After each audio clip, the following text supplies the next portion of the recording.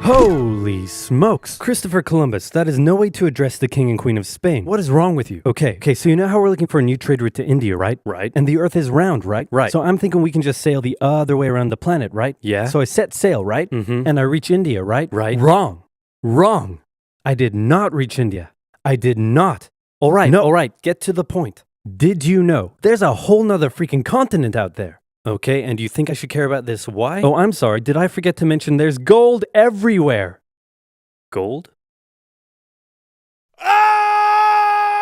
Columbus landed in Central America in October 1492, and he had the time of his life. And by that I mean he went on a huge theft and murder spree. He stole gold, jewelry, people, and a hammock. And then he returned to show off all of his riches, including a few previously undiscovered items such as tobacco, the pineapple, turkeys, and a hammock. Now I know what you're thinking, but oversimplified, Columbus didn't discover America, the Vikings did. And you'd be partially right. In the 11th century, Leif Erikson was the first European to land in America. But hey, if you love Vikings so much, then why don't you check out today's sponsor? Vikings War of Clans is a mobile game that was inspired by the famous strategy and RPG games of the 90s like Age of Empires and Civilization. Do you like building cities, collecting resources, training armies, joining a clan and going to war? Then my friends, Vikings War of Clans is for you. And what makes its world so addictive is that more than 20 million online players are constantly changing the way the game evolves by never-ending fighting over resources, forging new alliances, and competing in live events. Support my channel by downloading Vikings for free, only from my links in the description box below, and get the special bonus of 200 gold coins and a protective shield. Don't forget to look me up and join my Vikings clan under my nickname, Oversimplified. Now where was I? Oh yeah, Columbus, time of his life, hammock. And suddenly the race was on to explore and conquer the New World. After a couple centuries of warring with the natives and each other, the European powers had claimed quite a lot of land, including this area, which both the English and the French claimed as theirs. One day the French said, I'm gonna build some forts along here. And the English were like, could you not? And the French said, sorry, but no, I could not. And they went ahead and built their forts, which pissed off the English, so they sent an up-and-coming British lieutenant colonel by the name of George Washington with a combined force of British troops and Native Americans. After a short battle, the French commander said, all right, we surrender. Okay, boys, pack it up. There's surrender. Oh, sorry, was I not meant to split his head open with a tomahawk? Don't worry. It's not like this will start a 7-year-long major global conflict. And what happened next was a 7-year-long major global conflict, which Great Britain won. At the peace negotiations, Spain gave up Florida, while France gave up all of its territories in North America. But Britain's victory came at a cost, a £60 million cost. They were now broke, in a lot of debt, and had to come up with some way to repay it. So they went to the colonies and said, okay, listen up. So a huge part of the war was spent protecting you from the French, and now we have no money because of it. So I'm not sure what you're saying here. Okay, so we spent a lot of money protecting you from the French, right? Right. And now we're broke. That certainly is a pickle. Listen to me. We spent all of our money protecting you, and now we need money. Can you please pay us back some money? No. Okay, we're just gonna go ahead and tax you. In 1764, Britain introduced the Sugar Act, forcing the colonists to import sugar and molasses exclusively from the British and to pay duties on them. Then a year later, they introduced the extremely controversial Stamp Act, and it worked a little something like this. Hello, shopkeep. Hello, Mr. Bungleberry. Here's the deed for your new shack. Stamp. That'll be 3 pence, please. Wait, what was that? It's the new tax. I get a stamp on any paper or documentation I make, and you have to pay for it. Would you like to see this pamphlet that explains everything? Yes, please. Okay. Stamp. 2 pence, please. This is awful. You know what? Just give me a deck of cards so I can go gamble my pain away. Okay. No. Don't do it. Stamp.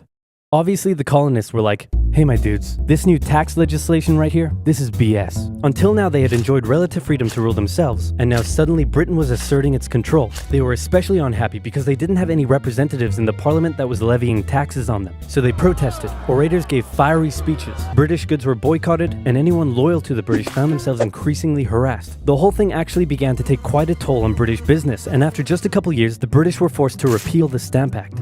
But we still desperately need money. What should we do? We could try taxing the colonies. Great idea. Wait, didn't we literally just try that and it failed miserably? Man, look at me. I look fabulous. Have you ever seen such a handsome boy? No siree, Georgie. No way. You're the handsomest, smartest, most popular king that ever lived, and everybody likes you. You're doing such a good job. Your Majesty? Oh, you're still here. Get the hell out. So in 1766, the British made a declaration saying, we can do what we want because we're in charge and you can all go suck it. Then they levied a whole bunch of new taxes on the Americans via import duties. Glass? There's a tax for that. Lead? There's a tax for that. Paper? Tea? Oil? There's a tax for that. And once again, the Americans boycotted British goods, British business felt the pinch, and the British had to back down.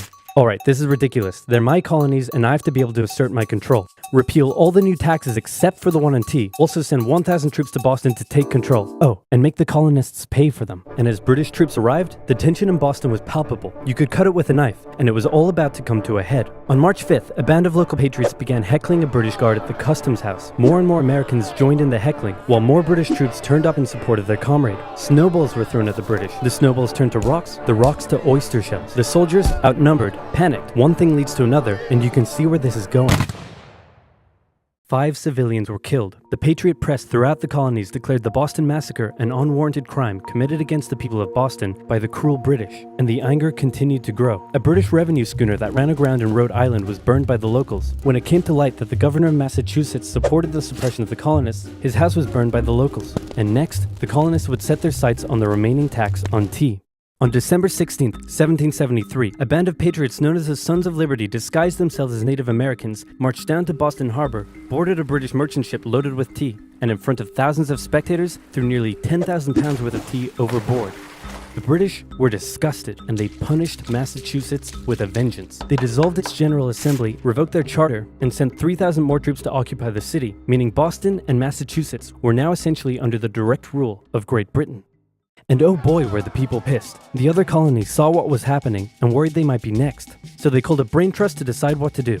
56 delegates from 12 colonies gathered and met in Philadelphia at the First Continental Congress, and the roll call read like a who's who of America's finest thinkers. I'm talking lawyers extraordinaire Johnny A and Johnny J, experienced military commander George Washington, businessman and future alcoholic beverage Samuel Adams, fiery orator Patty H, guy who married a rich lady, Big J. Dickinson. And while they weren't present at the first Congress, soon names like James Madison, Benjamin Franklin, Thomas Jefferson, and much later Alexander Hamilton would all serve time in the Continental Congress. The question now, though, was what to do about the British. After much bitter debate and disagreement, they eventually agreed on an amazing solution. They would simply ask the British to stop. Can you stop? No. It didn't work. Okay, then tell the local militias to start arming and be ready at a minute's notice.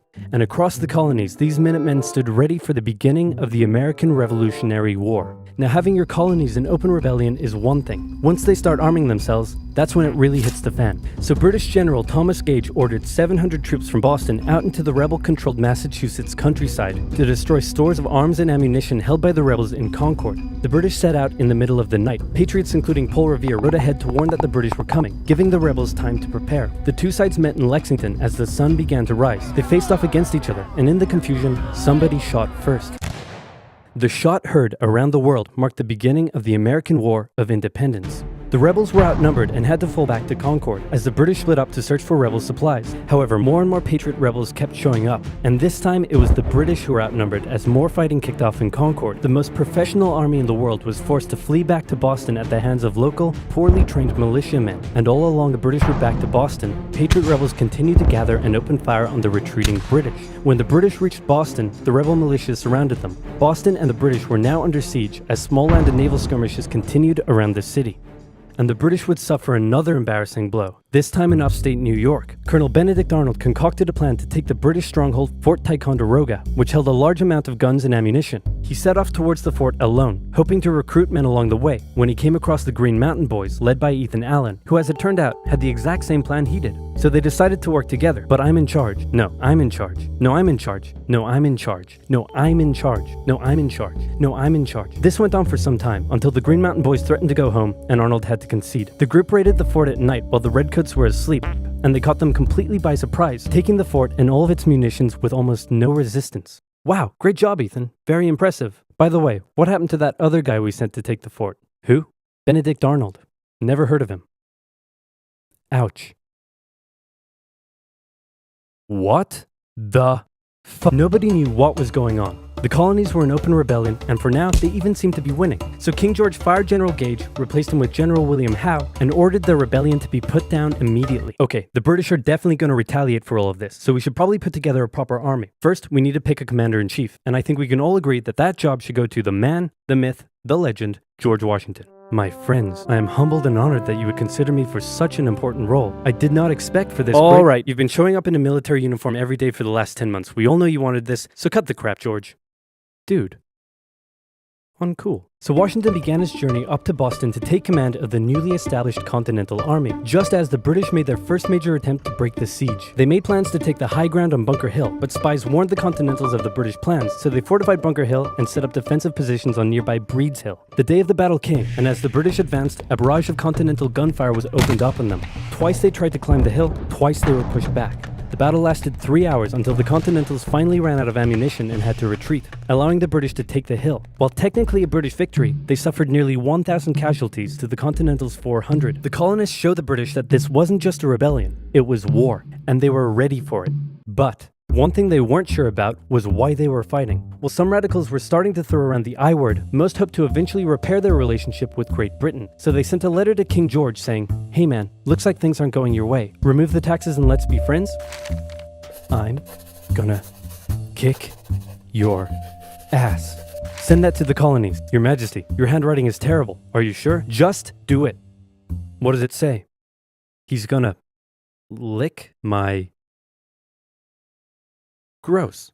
So for the remainder of the year, small engagements continued to occur around the colonies. The British burned down the towns of Falmouth, Massachusetts and Norfolk, Virginia as revenge for earlier anti-British incidents. These actions played right into the hands of patriot propaganda. Overseas, the British were seen as brutes, and the French and Spanish would soon begin sending supplies to the rebel cause. During this time, there was also minor fighting going on between patriot and loyalist militias in the southern colonies. Benedict Arnold was still on a mission to win some personal glory for himself, so he headed up an attempt to invade Canada in a two-pronged attack. The Continentals managed to capture some British forts and the city of Montreal, but a harsh snowstorm with some smallpox on the side saw them defeated and pushed back at Quebec City, and they were forced to retreat all the way to Fort Ticonderoga. Speaking of which, remember all those guns and ammunition? Well, this guy's got a plan for what to do with them. He uses oxen to drag 120,000 pounds of artillery for 2 months through the harsh winter, 300 miles all the way to Washington and his Continental Army surrounding Boston. Boom.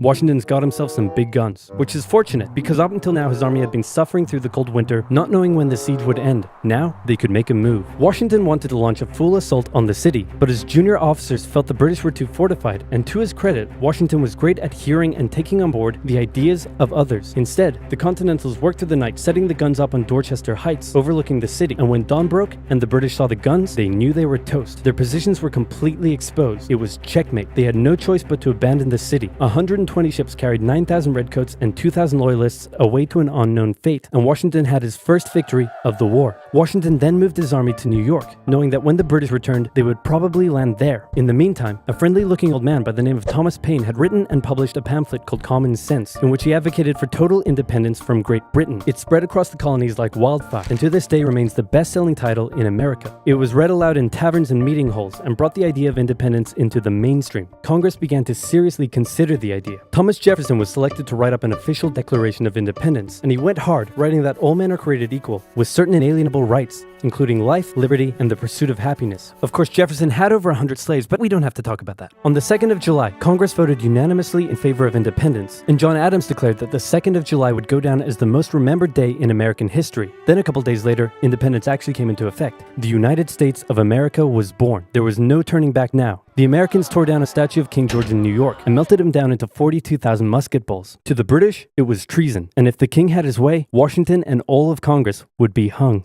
Speaking of the British, guess who's back? The king sent an intimidating force of 130 warships and 25,000 men to New York. Washington knew that taking on the most powerful military in the world wouldn't be easy. The British set up camp on Staten Island as the Americans dug into defensive positions around Brooklyn Heights, waiting for an attack to come. But the British just waited, wearing down their opponent's nerve while building their own strength. At one point, they launched a big scary artillery barrage and then said, "You know, if I was you right now, I'd probably sue for peace." But Washington told them to shove it. The Americans kept holding out for what was coming, and when they finally hit, they hit hard. 15,000 British troops approached the American position, and the two sides fired on each other in massive rows. But what the Americans didn't realize was they were only fighting a decoy. The main British force was going around to flank the Americans from behind, and when they arrived, they inflicted heavy casualties. The Americans panicked and retreated back to Brooklyn Heights, where they then found themselves trapped between the British army and the river. It looked as though the war was already lost, but luckily, instead of attacking, the British decided to dig in for a siege, and then a thick fog set in, allowing Washington's army to escape across the river unimpeded. The British continued to chase and engage the Americans up Manhattan, and the Americans suffered defeat after defeat after defeat. It was a disaster. Washington's leadership was called into question, as thousands of American POWs were left to rot as traitors. Washington's army fled through New Jersey all the way down to Pennsylvania. Rarely had an army been so badly beaten yet survived to fight another day.